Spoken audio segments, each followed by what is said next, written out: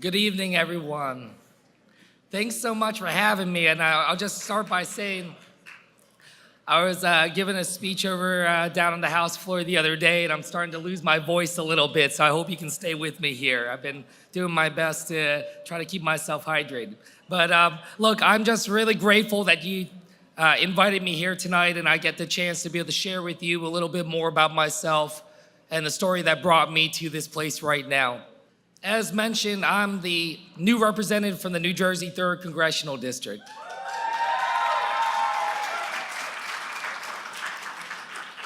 I'll tell you, it's a humbling experience representing my home district in Congress. It really is. Getting to represent 750,000 people in the community that I grew up in.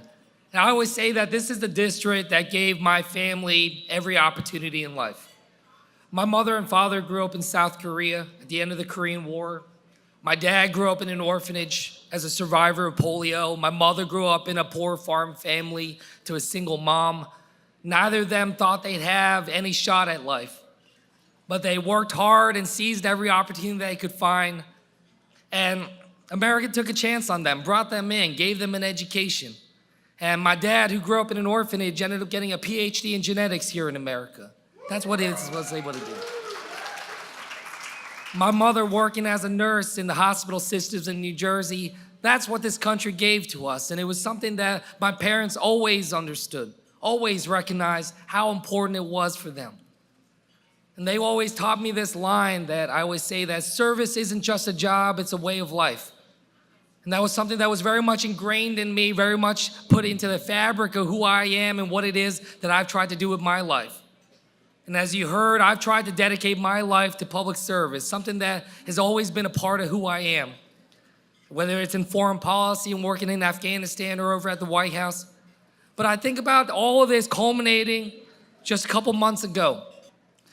On January 3rd, I had the great opportunity to be able to walk into the House chamber of the Congress, be able to raise my right hand as I was swearing an oath to be able to protect and serve this nation.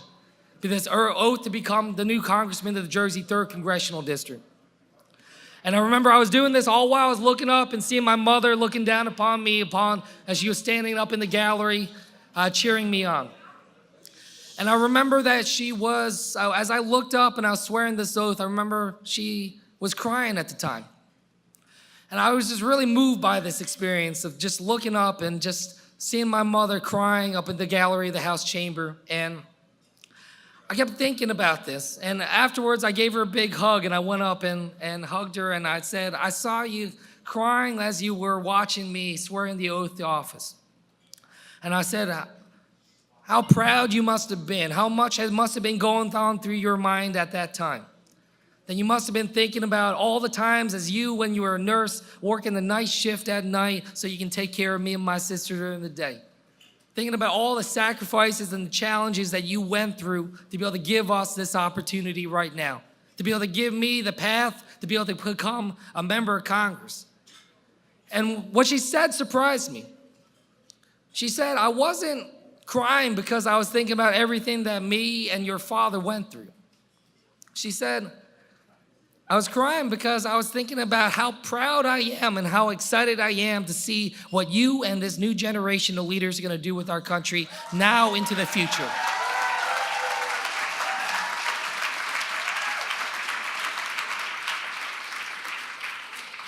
Because that's what this is about.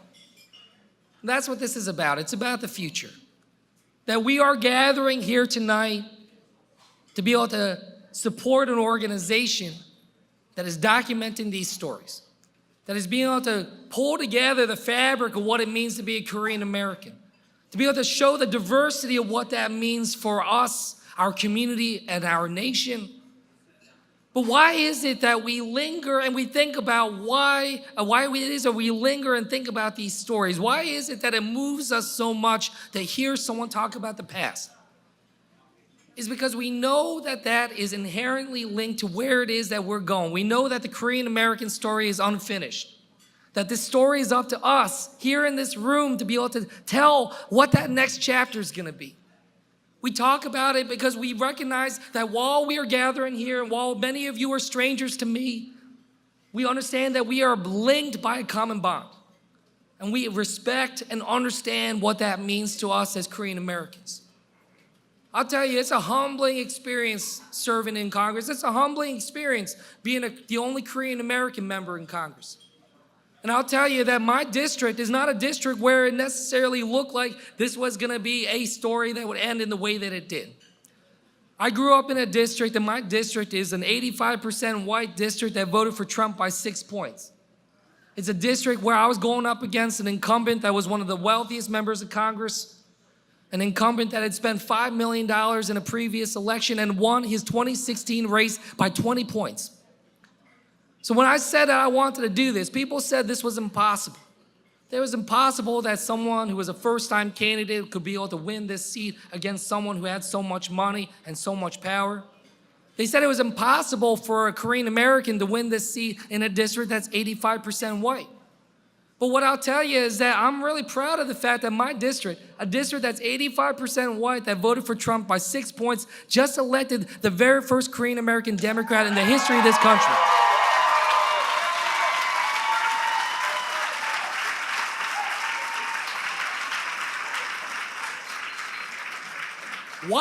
Why is it? Why is it that this district voted for me and gave me a chance to be able to represent them in Congress? It's because they understand that the Korean American story is an American story. They understand that my story, talking about what my parents went through, is a story that they understand too. And that's something that we have to fundamentally understand. We cannot think about this as isolated from something else. We have to understand that our Korean American story is inextricably linked and tangled with so many other threads of stories in this country for every other person, every other culture and ethnicity. That is what makes our country so vibrant and so wonderful and so brilliant.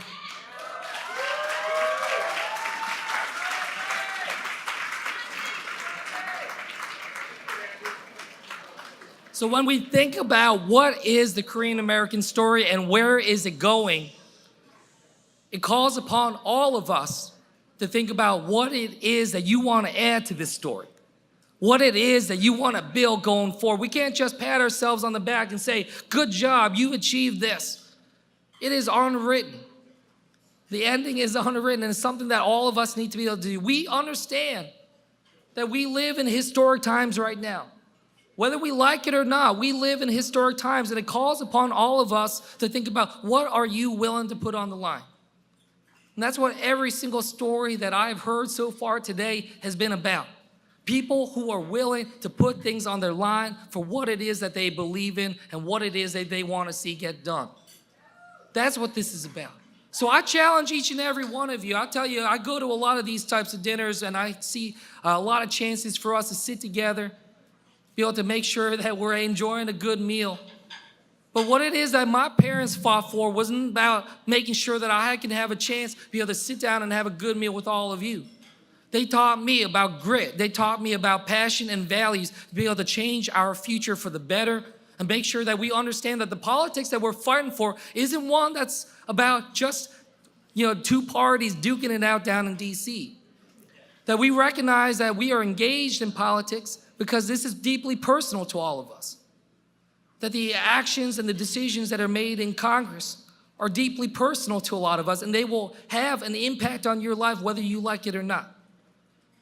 So I just challenge us all. Figure out what it is that we can do to get active, what it is that we can do to get engaged, and make sure that our American story is one that will continue to resonate across this country, and that we can make sure that from coast to coast, everyone understands that the American story is something that you need to understand the Korean American story about.